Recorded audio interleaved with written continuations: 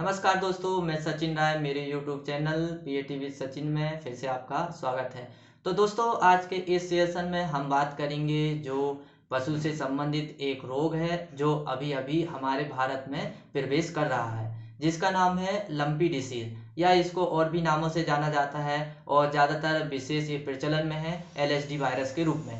LSD यानी होता है लंपी स्किन डिसीज और इसका और भी इसके बहुत सारे नाम हैं, जैसे इसको नेथलिन वायरस भी कहते हैं या गांठदार रोग या ढालेदार रोग के नाम से भी ये जाना जाता है। तो इसके जगह जगह पर कई स्थानीय नाम हैं। तो दोस्तों, इस वायरस के बारे में हम आज बात करेंगे कि ये सबसे पहले कहाँ पर आया, इसका इतिहास क्या है और इसकी शुरुआत कहाँ पर हुई। तो चलिए दोस्तों, मैं आज आपको लेके चलता हूँ इसके इतिहास के बारे में। तो सबसे पहले 1929 में ये जाम्बिया में देखा गया था और जाम्बिया में देखा गया था, ये समान रूप से देखा गया था और ऐसा अनुमान लगाया गया था वहाँ पर कि ये मक्खी मच्छर के काटने से कोई पशु में रिएक्शन हो जाता है।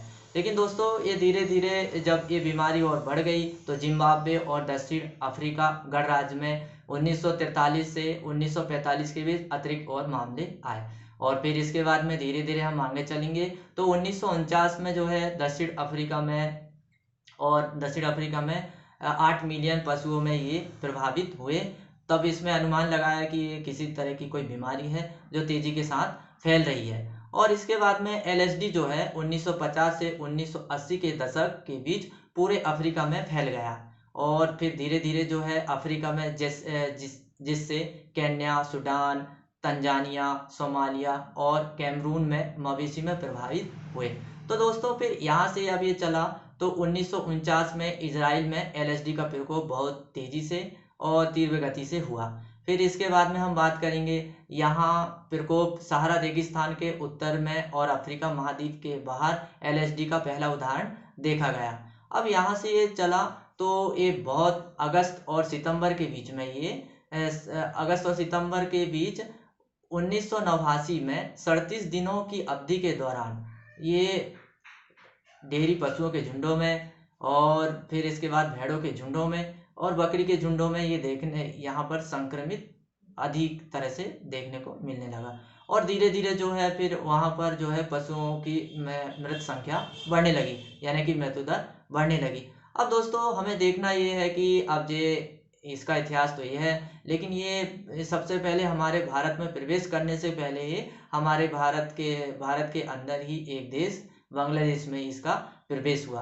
तो जब ये बांग्लादेश में आया तो सबसे पहले जुलाई 2019 में बांग्लादेश में इसका केस देखने को मिला और यहाँ पर लगभग जो है 5 लाख पशु जो है इससे प्रभावित हुए और काफ़ी इसमें पशुओं की हानि भी हुई और दूध का उत्पादन का स्तर ये घट गया।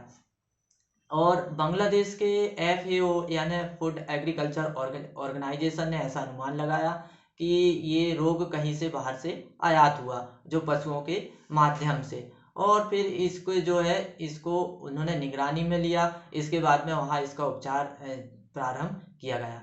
अब वहाँ से ये चला तो सबसे पहले भारत में आया और भारत का राज्य गुजरात में इसकी सबसे पहले प्रवेश हुआ। यह पहली बार जो है 2022 में, कब, जुलाई 2022 में ये गुजरात में प्रवेश किया और गुजरात के जो है 33 जिलों में 14 जिले इससे प्रभावित हुए और बहुत पशुओं में इसका प्रकोप हुआ।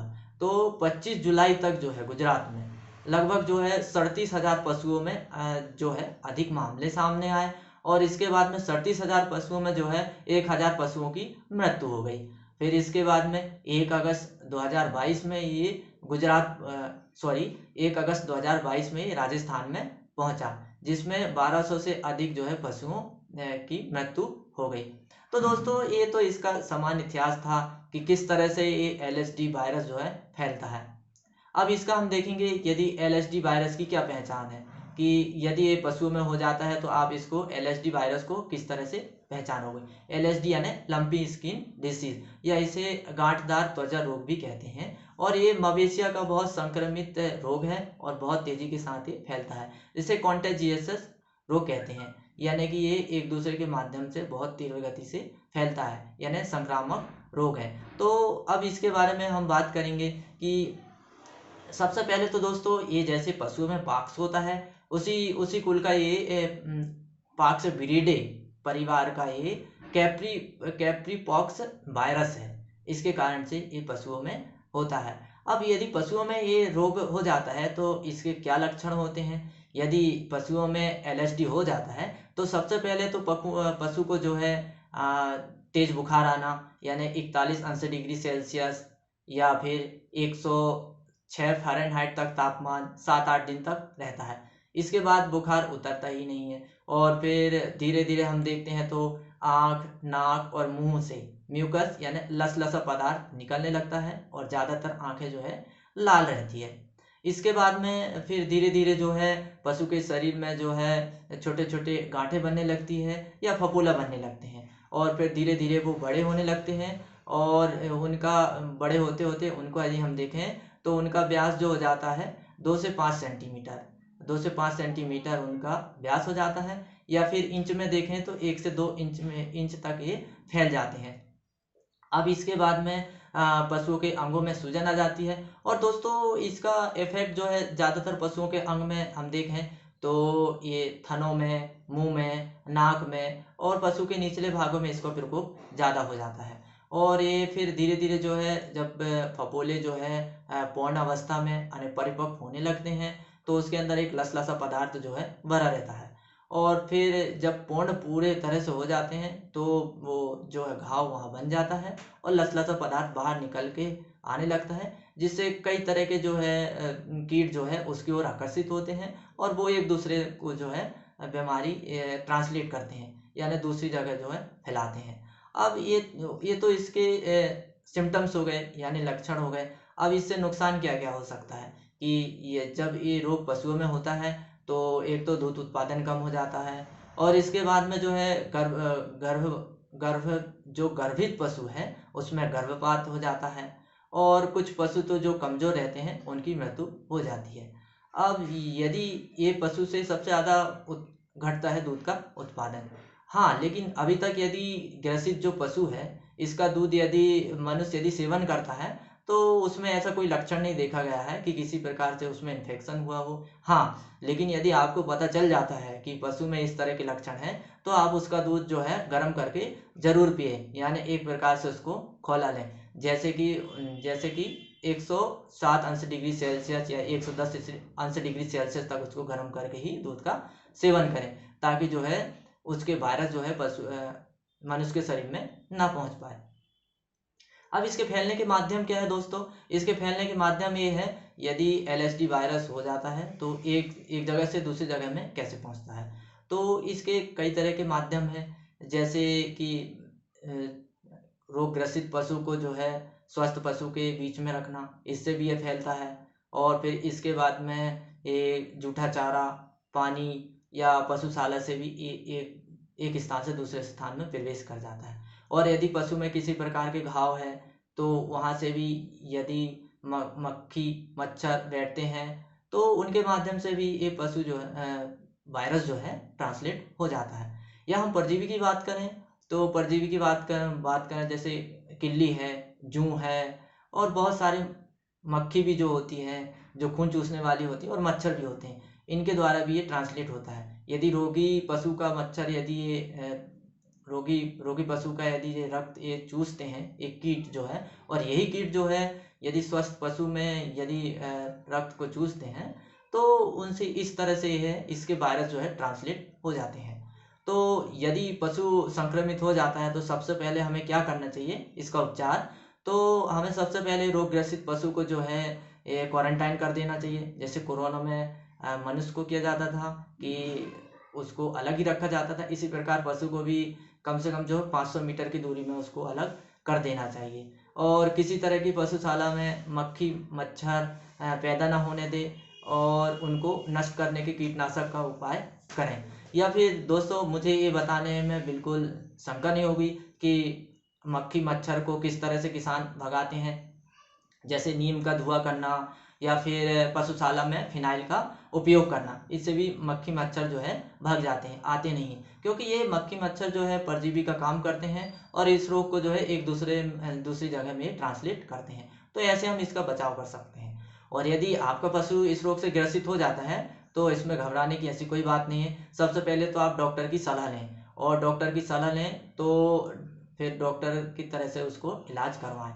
यदि डॉक्टर का परामर्श ना मिल सके, यदि ज़्यादा दूरी पर हो, तो आप जो है अपना देसी इलाज भी कर सकते हैं। देसी इलाज ऐसा कर सकते हैं कि देसी तरह की दवाएं, जैसे कुछ एंटीबायोटिक्स का काम करती हैं, जैसे कुछ ऐसे एंटीबायोटिक जो है, या एंटीसेप्टिक दवा जैसे काम करती है, जैसे फिनाइल है और फिटकरी है। ऐसे बहुत सारी दवा को आप जो है पशु को नहलाएं, यानी घोल बनाकर पानी में पशुओं को नहलाएं, और इसके बाद में उनको घाव को जो अच्छे से साफ कर लें। यदि घाव में यदि कीड़े हो जाते हैं, यानी इल्लियाँ हो जाती है कभी कभी घाव में, तो उस इल्लियों को निकालने के लिए आप क्या काम करें, तारपीन का तेल लें, उसमें डालें, उसको साफ करें, तो इल्लियाँ सब बाहर आ जाती है। और फिर इसके बाद में आप जो है पशु को ठीक तरह से नहला लें, और नहलाने के बाद जो है उसमें हल्दी या घी का लेप अच्छे से मिलाएं और लगा दें, और तकरीबन 1 घंटे तक जो है पशु को उसको चाटने ना दें। और फिर इसके बाद में चाटने से बचाने के लिए पशु को टाइट बांधें।